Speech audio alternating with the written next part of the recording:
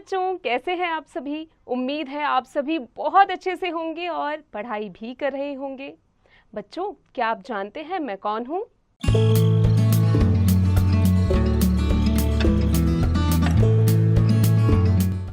Right, मैं हूँ मनीषा, आपकी अध्यापिका।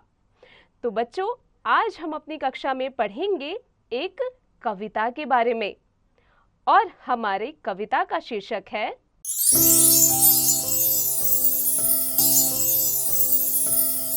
हेलो बच्चों, कैसे हैं आप सभी। उम्मीद करती हूँ आप सभी बहुत अच्छे से होंगे। चलिए बच्चों, कक्षा की शुरुआत करते हैं। आज का पाठ है हमारा आओ दीप जलाएं।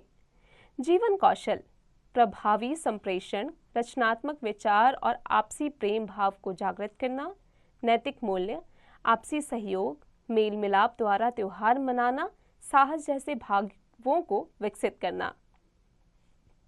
खिली खिली मुस्काने लेकर आओ दीप जलाएं, फुलझड़ियों के गाने लेकर आओ दीप जलाएं।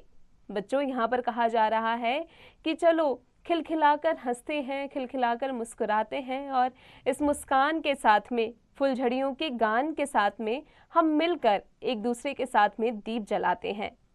एक दीप ऊंची मुंडेर पर, एक दीप तहरी पर, एक दीप झिलमिल आंगन में, एक गली में बाहर। कहाँ कहाँ दीप जलाने की बात की जा रही है बच्चों? तो एक ऊंची सी मुंडेर पर जलाते हैं, एक दीप हम देहरी पर जलाते हैं, एक दीप हम आंगन में जलाते हैं और एक गली के बाहर में, यानी हम अपने पूरे घर को रोशन कर देते हैं दीपों से। दीपक एक जहां खेला करता है चुनमुन भैया, दीपक एक जहां नन्ही की होती पापा पैया। बच्चों, जो दीपक है एक जगह पर खेला करती है चुनमुन भैया, बहन बोल रही है, और एक दीपक जो नन्ही सी है वो पापा पैया खेला करती है। एक दीप अंधियारी आंखों का बन जाए तारा, एक दीप झोपड़ियों में भी फैलाए उजियारा। तो देखा बच्चों, एक दीप क्या क्या करता है। एक दीप किसी अंधियारी आंखों में भी एक तारा बन जाता है, तारा बन के वो दीपक जलाता है, और एक दीप पूरी झोपड़ी को रोशन कर देता है, केवल एक दीप की रोशनी। किस्से जहां सुनाती थी बूढ़ी काकी हंस हंस कर, दीपक एक वहां भी रखना थोड़ा शीश झुकाकर। हमारी जो काकी थी, याद है, वो किस्से सुनाती थी दीपक के। चलो एक दीपक हम वहां भी रख देते हैं और वहां पर हम शीश झुका देते हैं। एक दीप ऐसा जो सबको स्नेह प्यार सिखलाए, आंधी तूफानों में जीने का साहस बन जाए। एक दीप यानी उम्मीद की वो लौ जो हमें स्नेह प्यार सिखाती है। चलो उस दीपक को जलाते हैं जो आंधी तूफान में भी हमें साहस रहने की, हमारे अंदर साहस भरती है कि नहीं, हम बहुत ही ज़्यादा मजबूत हैं, हमारे अंदर साहस भरती है। दीप दीप से मिलकर होंगी उजियारे की बातें, दीपों की झिलमिल कतार सी होंगी मीठी बातें। बच्चों, जब एक से दूसरा दीप, दूसरे से तीसरा दीप, ऐसे ही अगर हम बहुत सारे दीपक जलाते हैं तो क्या होता है, उजियारों की लाइनें लग जाती हैं, पातें लग जाती हैं।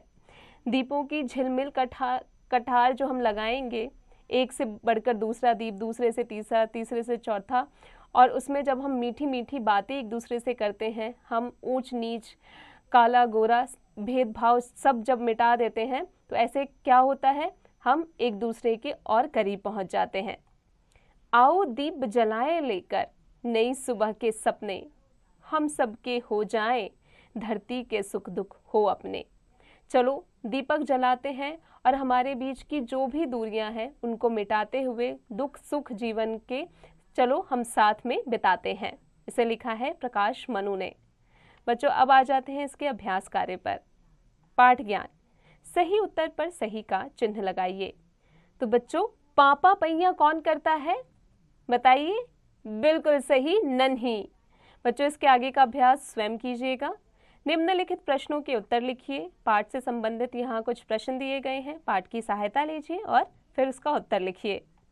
शब्द ज्ञान, दिए गए शब्दों के बहुवचन रूप पर सही का चिन्ह लगाइए।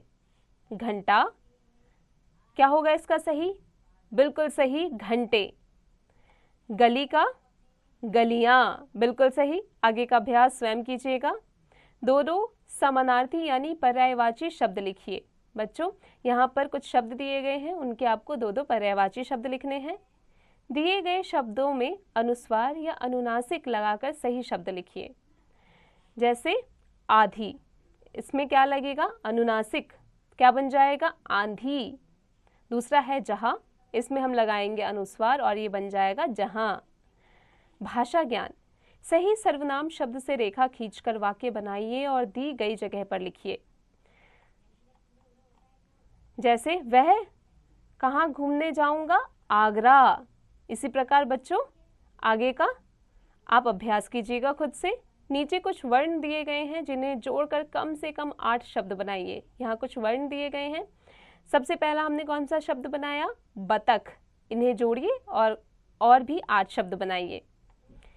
दिए गए शब्दों से वाक्य बनाइए। बच्चों यहाँ कुछ शब्द दिए गए हैं, उनका इस्तेमाल कीजिए और वाक्य बनाइए। रचनात्मक ज्ञान, दीपक का चित्र बनाकर उसे सुंदर रंग भरिए और उसके विषय में 4 पंक्तियां लिखिए। बच्चों उम्मीद है आज की कक्षा में हमने जो पढ़ा आप अच्छे से समझ गए होंगे। अब इसका अभ्यास आप निरंतर करते रहिएगा।